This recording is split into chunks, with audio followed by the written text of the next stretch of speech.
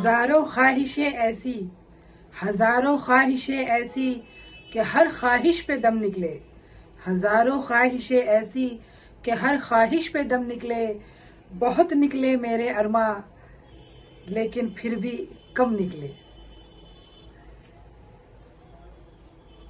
ये न थी हमारी किस्मत कि विसाल यार होता। ये न थी हमारी किस्मत कि विसाल यार होता। अगर और जीते रहते बस यही इंतज़ार होता। Hi, this is Imara and this is my show pure history. आज का ये पूरा शो गज़ल, नज़्म, शायरी, मोहब्बत, इश्क, तड़प, बस यही है। क्योंकि जो शायर होता है वो बड़ा गमगीन होता है। वो इसीलिए ऐसी ऐसी चीज़ों को लिखता है। उसके दिल में इतनी तड़प होती है, इतनी बेचैनी और इतनी तड़प होती है कि इस तड़प में ही उसके कलम जब चलते हैं तो सिर्फ दर्द, मोहब्बत और तड़प ही लिखते हैं। तो मैं तो आज बात करने जा रही हूँ जिसे इश्क का खुदा कहा जाता है, नौजुबिल्ला। इश्क के बारे में, यानी कि किंग ऑफ पोएट्री है, दुनिया का सबसे बड़ा शायर, उनसे बड़ा कोई नहीं, ये सच है। उनकी शायरी इतनी भारी है और उनके जो अल्फाज है, क्योंकि ये उर्दू और फारसी, पर्शियन दोनों में लिखते थे और इसी वजह से बहुत कम लोग ही इनकी शायरी को समझ पाते हैं। तो मैं बहुत ही चुनिंदा आसार, उनके आशार सिलेक्ट करके लाई हूँ जो सब लोग समझ सके और जान सके। आज मैं बात करने जा रही हूँ मिर्ज़ा गालिब के बारे में। मिर्ज़ा गालिब किसी नाम के मोहताज नहीं है। पूरी दुनिया में शायद ही कोई लोग होंगे जो उन्हें नहीं जानता है। जैसे एक वाकया था उनके ज़माने का कि वो आम खा रहे थे और आम की गुठलियों को साइड में रख रहे थे खा कर। उन्हें आम खाना बहुत पसंद था। तो उनके एक पहचान वाले आए और सारी गुठलियों को गधे के सामने रख दिया और कहा, अरे भाई साहब, ये क्या, ये तो गधे आम नहीं खाते।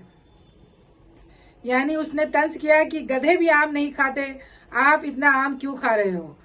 तो मिर्ज़ा गालिब बहुत ही बड़े हाजिर जवाब थे, गिफ्ट ऑफ द गैप।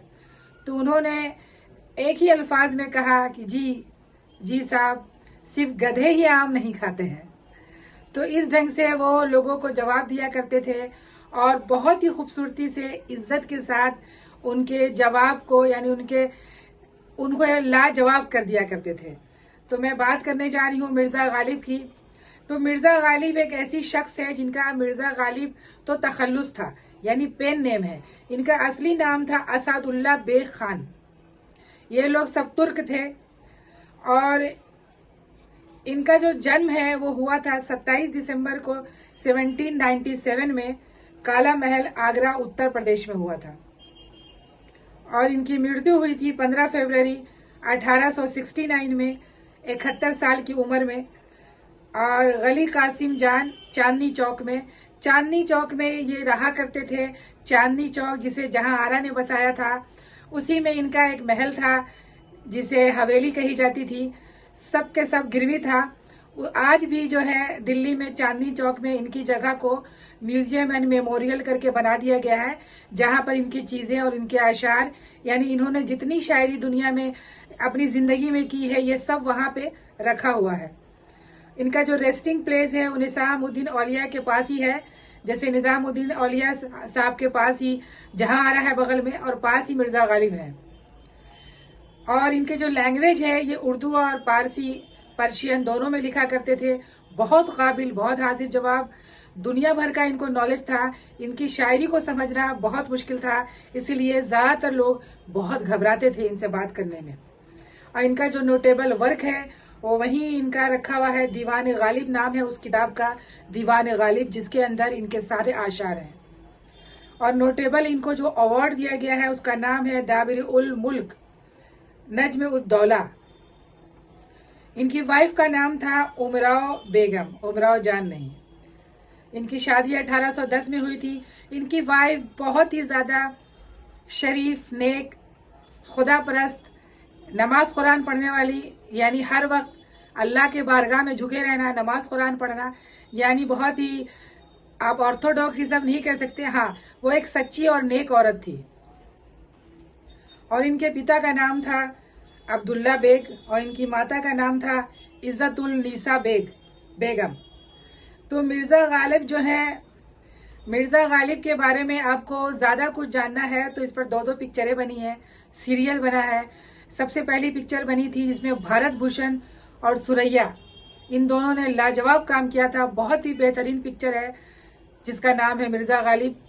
और दूसरा एक सीरियल बना टीवी पे, दूरदर्शन पे आता था, जिसका नाम था मिर्ज़ा गालिब, जिसके अंदर नसीरुद्दीन शाह ने मेन रोल निभाया और उनकी वाइफ का रोल निभाया था तन्वी आज़मी ने, और इनकी जो माशूका थी नवाब जान वो नीना गुप्ता ने निभाया था।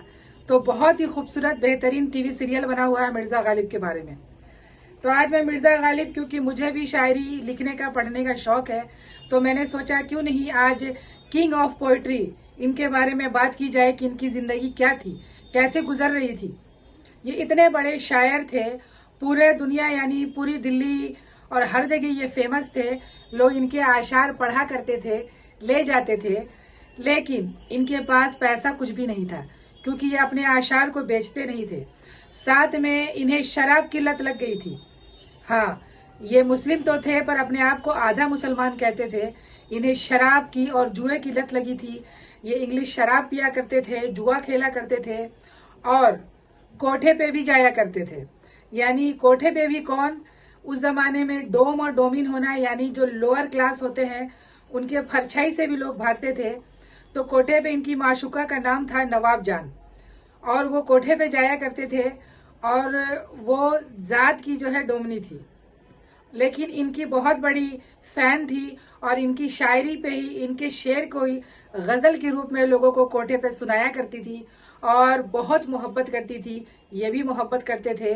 पर इनका कहना था, जैसे हमने कहा कि ये न थी हमारी किस्मत कि विसाल यार होता, अगर हम और जीते रहते तो यही इंतजार होता। तो इस ढंग से इनकी जिंदगी में ये दो जिंदगी जी रहे थे। एक तो इनकी शायरी में बहुत दर्द है, दर्द के साथ डेप्थ है और इतनी गहराई है कि इनकी गहराइयों में जाने के लिए आपको डूबना पड़ेगा। आपको डूबना पड़ेगा। आप जब डूब के जाएंगे तभी आपको उनकी गहराई का पता चलेगा, वरना आप इनकी गहराई को समझ नहीं पाएंगे कि ये कहना क्या चाह रहे हैं। क्योंकि इनकी जो फिलॉसफी है, मैं इनको फिलोसफर कह सकती हूँ, इनकी शायरी में सिर्फ फिलॉसफी भरी हुई है बहुत ही खूबसूरत ढंग से। और इस ढंग से ये कहते थे। इनके दर्द इसलिए भी हो सकता है कि इनको 7 बच्चे हुए, 7 बेटा हुआ, पर एक भी बच्चा इनका बच ना सका। और इतने बड़े शायर थे पर इनका सब चीज कर्ज से लदा हुआ था। एक बार का किस्सा तो ऐसा है, इंग्लिश शराब पीने से कर्जा इतना बढ़ गया था कि शायद 10,000 की 2,000 रुपए हो गए और फिर इन्हें जेल हो गई थी 2 साल की। 2 साल की जेल हो गई इन्हें क्योंकि ये कर्ज चुका नहीं पा रहे थे। तो तभी उस जमाने में बहादुर शाह जफर, सबको पता है मुगल बादशाह बहादुर शाह जफर, उन्होंने बहुत सारे पैसे देकर इनको छुड़ाया और फिर 3 महीने में इनकी सजा पूरी हो गई। और ये बहादुर शाह जफर के काफी दोस्त रहे हैं और बहादुर शाह जफर के बच्चों को भी ये पढ़ाया करते थे, यानी उर्दू और अरबी पढ़ाया करते थे। जैसे उनका बेटा फखरुद्दीन था, उसे भी पढ़ाया करते थे। तो ये थे तो बहुत बड़े, पर इनके पास था कुछ भी नहीं। जब हर चीज पे कर्जा था, खाना बनिए का कर्जा, लोगों का कर्जा, राह चलते कर्जा, पर लोग मानते नहीं थे, मांगते नहीं थे। इनकी इज्जत इतनी थी। ये गरीब थे, वो किस ढंग के गरीब थे, ये गरीब थे कि अमीर थे पता नहीं। तो इस ढंग से जो है मिर्जा गालिब जो है, इनके लाजवाबी का कोई ठिकाना नहीं था। तो इन्होंने जैसे कहा अपने बारे में कि दिले नादा तुझे हुआ क्या है, दिले नादा तुझे हुआ क्या है, आखिर इस दर्द की दवा क्या है। क्योंकि शायरी तो ये लिखते थे पर मोहब्बत की शायरी लाजवाब लिखते थे। जैसे आप सब लोग एक आम जबान में लोग बोला करते हैं, ये इश्क का दरिया है, ये इश्क आसान नहीं गालिब, ये इश्क का दरिया है और डूब के जाना है। यानी इश्क इतना आसान नहीं गालिब, ये आग का दरिया है और डूब के जाना है। तो इनकी जो माशूका थी उनसे प्यार तो करते थे पर ये उनसे कह नहीं सकते थे। अपनी वाइफ से बहुत मोहब्बत करते थे, उनकी वाइफ भी उन्हें बहुत मोहब्बत करती थी। लेकिन किस ढंग का एक ट्रायंगल लव स्टोरी चल रहा था जिसमें ये घिरे हुए थे और ये हर बातों को, अपने जज्बातों को शायरी के जरिए कहा करते थे। तो ये तो थे आधे मुस्लिम, और इत्तेफाक से इनका जो घर था वो मस्जिद के पीछे ही था। क्योंकि ये तो शराबी थे तो अपने को कहा करते थे कि मैं तो आधा मुस्लिम हूं। तो इन्होंने एक शायरी कही कि हमको मालूम है जन्नत की हकीकत, लेकिन हमको मालूम है जन्नत की हकीकत, लेकिन दिल को खुश रखने का गालिब ये ख्याल अच्छा है। ये ऐसी बातें किया करते थे, आपको बहुत समझना पड़ेगा। इनकी शायरी बहुत भारी है, इसीलिए इनके आशार में से, दीवान गालिब में से मैंने कुछ छोटे छोटे शेर आशार को मैंने सिलेक्ट किया है जो एक आम पब्लिक समझ सके, वरना बहुत मुश्किल है इनकी शायरी को समझना। उसके बाद इन्होंने ही कहा है, जब इनके घर गेस्ट आया करते थे और इनके पास खिलाने को और देने को कुछ भी नहीं होता था, थे तो ये तुर्क, तो ये कहते थे कि वो आए घर पे हमारे खुदा की कुदरत है, वो आए घर पे हमारे खुदा की कुदरत है, कभी हम उनको और कभी अपने घर को देखते हैं। और फिर इन्होंने कहा, जैसे जिस ढंग से ये शराब पिया करते थे तो ये बोला करते थे, इस पे भी इन्होंने शायरी लिखी कि शराब पीने दे मस्जिद में बैठकर गालिब, शराब पीने दे मस्जिद में बैठकर, या वो जगह बता दे जहां खुदा नहीं। इनका कहना था कि जैसे ही सब बोलते हैं कि खुदा तो हर जगह है, खुदा तो हर जगह है, हर जगह पे है, तो फिर मस्जिद में मनाहिट क्यों है। तो ये कहते थे कि मुझे मस्जिद में बैठ के शराब पीने दे, या फिर ऐसी जगह बता जहां खुदा नहीं। तो लोगों ने कहा कि खुदा नहीं है, काफिर के दिल में खुदा नहीं है, तू जा काफिर के दिल में बैठ के शराब पी। तो इन्होंने कहा कि काफिर के भी दिल में खुदा है, काफिर के दिल में खुदा है पर उसे पता नहीं। यानी इन्होंने कहा कि काफिर के दिल से होके आया हूं मैं, ये देख कर कि खुदा वहां भी मौजूद है पर उसे पता नहीं। मैं कहना चाहूंगी कि काफिर का मतलब हिंदू नहीं, काफिर का मतलब होता है कुफ्र करने वाला, इसका हिंदू से कोई लेना देना नहीं है। मैंने पहले भी बताया है, काफिर एक वर्ड है जिसका मतलब होता है पॉलीथिस्ट। तो इन्होंने कहा कि इस ढंग से कि कोई ऐसी जगह बता जहां खुदा नहीं है, खुदा तो हर जगह है, और जब खुदा हर जगह है तो मुझे कहीं भी बैठ के शराब पीने दे गालिब, फिर बता कि जहां खुदा नहीं है। इनके बहुत सारी शायरी है जो अलग अलग अल्फाज है, जो अलग अलग ढंग से फिलॉसफी के ढंग से इनको एक्सप्लेन किया गया है। अगर मैं कंक्लूजन पे आऊं तो मैं इनको हीरो नहीं मान रही हूं, क्योंकि शराब पीना कोई अच्छी बात नहीं है, जुआ खेलना कोई अच्छी बात नहीं है, कोठे पे जाना भी कोई अच्छी बात नहीं है कि भाई आप अगर इतने बड़े शायर हैं, ये कर रहे हैं तो इसे माफ कर दिया जाएगा। नहीं, ये माफी के काबिल नहीं है। हाँ, अगर इनके वर्क को देखा जाए, इन्होंने जो काम किया है, इनका जो नोटेबल वर्क है दीवान गालिब, इसमें ऐसे लाजवाब ऐसी शायरी है कि जिसे पढ़कर आप लाजवाब हो जाओगे। यानी कि क्या सोचोगे कि ये कैसे लिखा और क्या सोचा और कब सोचा।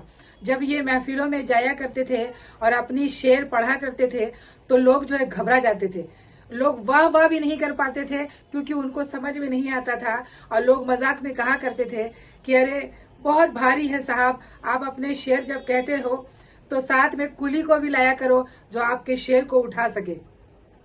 तो ये तो हाजिर जवाब थे। उसके बाद जब ये शेर कहते थे तो बोलते थे कि साहब हमें तो कुली मिला ही नहीं। ये सब समझने की बात है, फिलॉसफी की बात है। और अगर आपको इन चीजों के तह में जाना है तो इनकी किताब है दीवान गालिब, इन्हें आप जाकर पढ़ सकते हैं। ऐसे लाजवाब आशार हैं उनके अंदर। उसके अलावा आप, मैंने बताया, इनकी फिल्म और इनके सीरियल बनाया, बहुत ही खूबसूरत ढंग से इनके कैरेक्टर को, इनके नेचर को एक्सप्लेन किया गया है। ये एक इतिहास है, इसीलिए मैंने इस सब्जेक्ट को चुना, क्योंकि मैं तो सिर्फ हिस्ट्री लेती हूँ कि मिर्जा गालिब ने इतिहास में अपना नाम अमर किया है, चाहे शराबी होकर चाहे जुआड़ी होकर, पर इन्होंने इतिहास में अपना नाम अमर किया है। और लोगों के बीच में ये जाने जाते हैं। जब भी कोई बात होती है तो लोग शायरी ठोक देते हैं ये गालिब के बारे में कि मैं अब क्या करूं। जब मोहब्बत करते हैं तो कहते हैं ये इश्क इतना आसान नहीं गालिब, ये आग का दरिया है और डूब के जाना है। तुम आग के दरिये से कैसे खेल रहे हो। मोहब्बत करना कोई आसान बात नहीं है।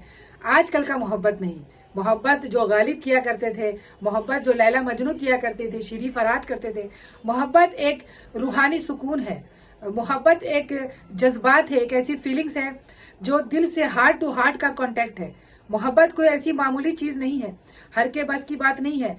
मोहब्बत जो करता है वो शेर जरूर पढ़ता है। जहां आरा भी किया करती थी पर समाज में नहीं आ सकी। और हर पाक मोहब्बत और हर खूबसूरत मोहब्बत का मेल नहीं होता, वो सिर्फ इतिहास बनता है। इसीलिए मैंने ये सब्जेक्ट चुना मिर्जा गालिब का।